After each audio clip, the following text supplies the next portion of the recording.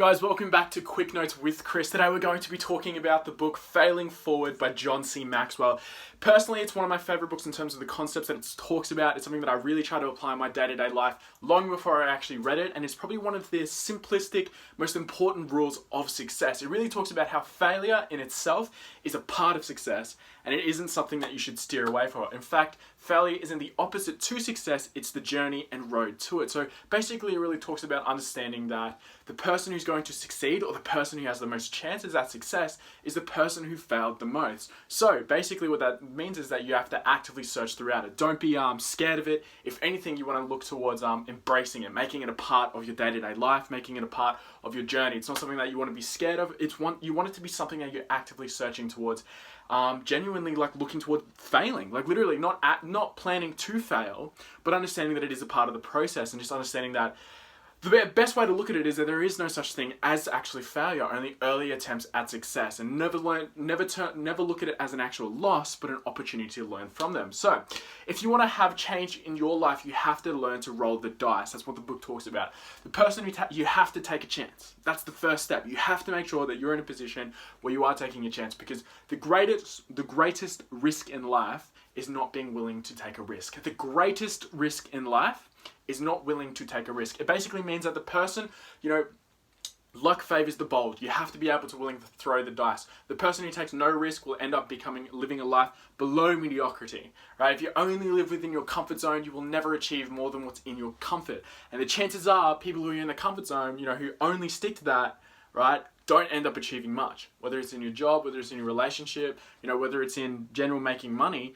like you're never going to be able to make it if you're only comfortable where you're comfortable. You have to get comfortable with being uncomfortable. And if that means failure makes you uncomfortable, so often I see people who have so much potential. They have so much opportunity to become great. Not only good, become great, but they're so fearful of failure that they end up making justifications or put in a half-assed effort because they choose as if that's not what they want to do. They don't believe that it's a true attempt unless they put in their full effort. So therefore they put in half effort and justify it as not failure. Because how many times have you heard the saying, "Oh, but I wasn't trying.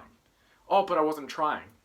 People like that, you want to steer clear of, because people like that will always bring you down. They always justify their actions. They always think that because there's a lack of trying, a lack of effort, it doesn't count as failure. When in reality, that's the worst type of failure there is, because you're not actually learning. See, there is a problem. There is a slight problem with putting in less effort, but there's a bigger problem with not accepting failure. You have to accept failure in order to move on. And the book really talks about embracing it. You have to understand that, goals in stone, plans in sand, right? When you go out to plan, right, failure is going to be a part of it. You need to adapt to it, constantly make changes on the fly. Understand that failure is going to happen, embrace it. But the best part, the most important part about failure is not just being okay with it. So many people think, working in a sales job, it's like, on to the next. Every no brings me closer to the yes. And although that mindset is great, but what is far more important is having that same mindset where you don't get down in the dumps when you do fail. However, you evaluate. You have to evaluate your previous failures to make sure that you're learning from them, they don't happen again. I always talk about how the average business owner, the average millionaire has had 7 businesses that have failed before he actually becomes successful. Okay, and the reason that is because he's learning from every single failure. He's not just failing and being like, I'll just get myself in more millions of dollars. No, he's writing it down. He's evaluating. He's looking at the stocks. He's looking at the trends. He's understanding where he went wrong, where he could have been better, where he could have applied himself more, the areas in which he needs to improve, the books that he needs to read. These are all the stages of success. If you can't just be accepting of failure, but you do need to embrace it. Okay, you need to basically evaluate it. You need to look at where you're stuffing up. You need to look at where you can improve. But the thing is, understand that you're going to fail so much. Understand that failure is something that's just going to be a part of success. And I've never met a person who hasn't failed. How many people? Every single person has failed more than they've succeeded. Whether you're an athlete, whether you're a business owner, whether you're anything. The person who's like Michael Jordan says. This is what he says. He says, the reason why I'm so good at shooting is because I'm the person who's missed the most. That means that he's missed the most shots. But a lot of people don't know this, but Kobe Bryant, he's like top 4, I believe, or top 5 all-time in leading scorers, but he's also the number 1 in missed shots. He's the number 1 in missed shots, but he's number 4 all-time scoring. So you have to understand that when it comes to like failure, when it comes to missing, it's a part of the game. It's a part of the success. It's a part of the journey, and you have to embrace it. You have to fall in love with the process. You have to understand that I have to put myself through a certain amount of failure before I can achieve success. And the reason that is for a multitude of reasons, right? Maybe you need to humble yourself. Maybe you don't understand what you're not to do, right? There is so much more value in failing and learning from your mistakes than there ever will be in succeeding. Because when you succeed, you actually don't learn. No, like when you succeed, you actually don't learn. Everything that you've previously done, you think is perfect, right? Now, chances are, if you're first time around, there were so many things that you did wrong, but you just got lucky, right? So people who succeed on their first attempt, it's actually dumb. You don't want to be one of those people. You want to be the people who failed the most. The person who fails the most has the highest likelihood of success. And on top of that, you want to make it as rapid as possible. Once you understand that failure is a part of the equation toward becoming successful, there is a finite amount of failure that you're going to experience before you become successful. Nobody knows what it is until it happens, but it is there. There is a finite amount. There is a definitive amount. Therefore, if you want to experience success faster, double your rate of failure. All right? Double your rate of failure. It's all about falling in love with the process. If you understood that there was a certain amount of businesses you need to start before you become a millionaire, would you have emotion about it? Would you care? If you knew that you needed to fail 7 businesses, you need to get into $500,000 worth of debt. I'm not telling you should do this, but if you failed 7 businesses and you know at the end of it you would walk away with 10 million, would you be emotional about it, or would you just see it as an equation and understand that this is the process? No, everyone else might think you're crazy, but if you can have that type of mindset that it's almost like robotic, it's like, okay, well, there's no emotion that needs to be attributed to this failure. This is just the learning process. It's like my university degree. After 3 years, I'm eventually going to get the degree.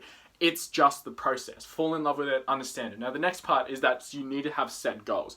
You do need evaluations periods. You do need to understand like timelines, periods of basically evaluation. And the best way to do that is by setting goals. Once you fail them, once you achieve them, you set new ones and you understand where you went wrong. Have deadlines on these goals so you can make sure that you understand where it is that you're stuffing up, where it is that you can make improvements. If you follow these processes, it's only a matter of time before you become successful.